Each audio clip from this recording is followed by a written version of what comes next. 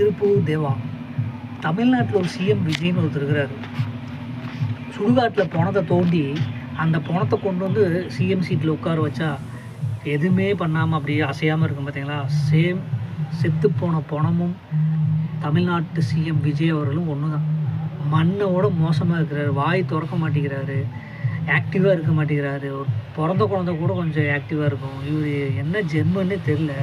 நீங்கள் மக்களுக்கு எதுவும் செய்ய வேண்டாம், அது செய்ய போகிறதில்ல, செய்யவும் முடியாது. நீங்கள் சொன்னதுக்கெல்லாம் காசு எதுலேயுமே இல்லை. ஆனால் சட்ட ஒழுங்குன்னு ஒன்று இருக்குல்ல, அதுக்கு காசு தேவையில்லை. போலீஸை போடுங்க, சட்ட ஒழுங்கு பார்த்துக்குங்க.